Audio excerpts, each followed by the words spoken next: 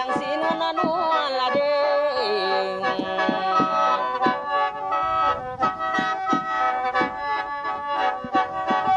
เดี๋ยวนี้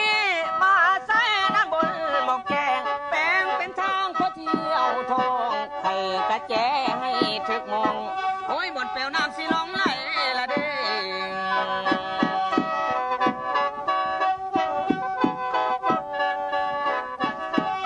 จงมาขอเชิญเพื่อนน้ออยู่ไกลหรือว่าอยู่ทางไกลนี่เด้อในทั่วเดียงน้อเด่นแล้วตั้งแต่เหนือน้อถึงใต้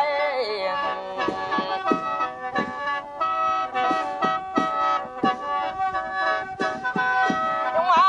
ไปผู้ใจละน้อประสงค์แมงแสวงดินดันเที่ยวนี่นะ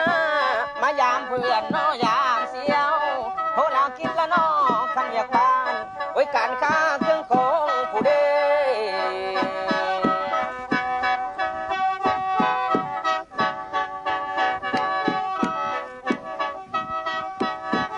เดี๋ยวนี้ขอเชิญพวกละน้อพี่น้องบรรดาทานทั้งหลายเด้ออย่าสู่กายน้อเซินแหวะอันเที่ยวสมน้อเมืองบ้านทำเอ้ยซ้ำสถานน้องน้องถ้าเพคำบ้านที่ถึงเมื่อยคำหวานคำนั้นน้องแห่งกันเสินมาอยู่เที่ยวสมเมืองเด้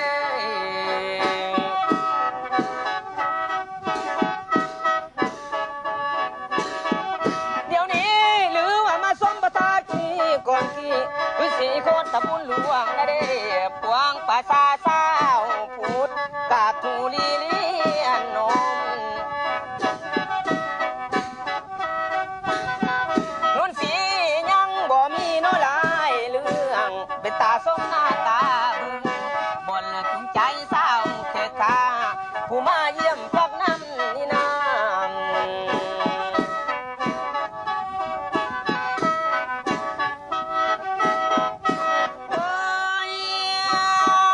จะมากำแพงหินนอเลิศลำป่วยเงาเยียดชุดสายตาตามเส้นทางเวียงจันทร์ได้ผ่านมาเอา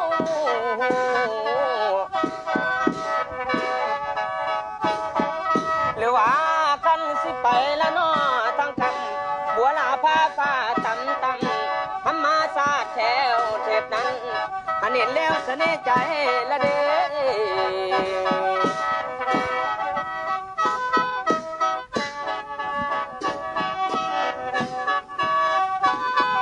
เดี๋ยวนี้ทำนางแอนอก็ได้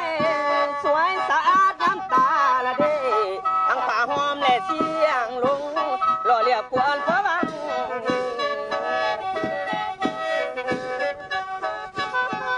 นุ่นสีทำโทรพีละน้อยอยู่ทางกันยมมาลาดทำเป็นเรื่องหนึ่งคุณเดตาเลิศนอนาดน้องเสียงน้ำตกดังโอ้ยไปแล้วก็สูส้มละเด้อันเขียวยามนั้นยอมเมื่อย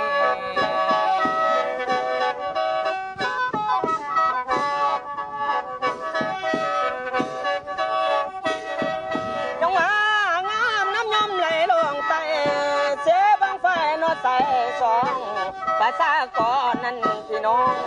เอาแห่ห้าววันมองคุณเด็กกันละบางน้องของใดอันตัวใหญ่คุณเคยนันดาพอเท่าเรื่องน้อเอาเมื่ออันสู่เหือน้อยังบ้านนุ่นสี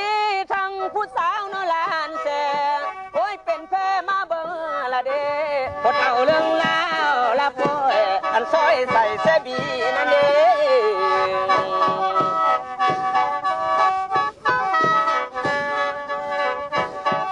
เดี๋ยวนี้คันว่านอกน้อยจากนี้ทำเอ้ยคันว่านอกน้อยจากนี้ทำผานางโนนาดลาเป็นสถานนั่นเอกนางบนคนไปท่องเที่ยวนางสายน้ำเสไหลขดเลี้ยวยามเมาเลี้ยวรถมืนตานั่นเด้อันเขียวน้ำมุลาเอ้ย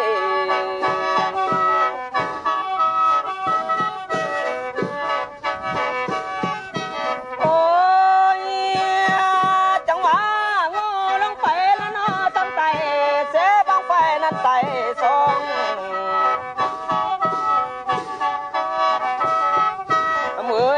มเบิ่งป่านั้นดึกบอน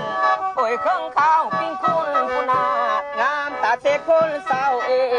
สาวบึงเสบดังทานนาสาวนาวางามบัดยิ้มอันแฟนเจ้าแม่นผู้ใดละเด้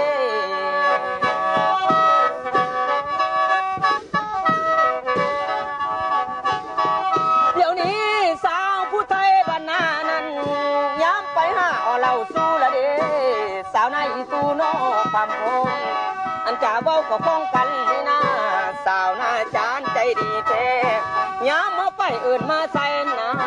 กินเหล้าให้กับพวกน้องอันพ้องให้แก้มเคยนั่นเด้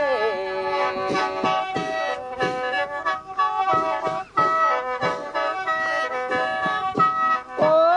ยจังหวะฟ้าเสียงหัวหน้ายิ้มเปยสาวพอกตาบึงหัวหน้านาสาวคำว่าบ้านโพนี้มาช่วยเสียนะเด้อน้องทำเอ้ยสาวสมปองละนอนอยู่ทั้งกำบ้านหน้ากำเลดอนดูสิเอาไผเป็นครูสอนเอาบ่อายผู้เอาล้ำนี่นาส่วนว่าส่วนของนินหนอเป็นคนน้อย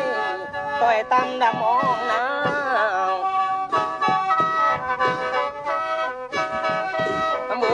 เป็นเงินหูกันขี่ไล่โอ้ยก้อยกำดำมองหน้าสาวใดเดสิไม้ปองมองผ่านางมาสนทำเบยยามเมื่อนอนนอนเดียวแรงถึงยามแดงแรงเป่านาหาผู้มานอปากเป่าโอ้ยดองข่อยกะบ่มีนั่นเด้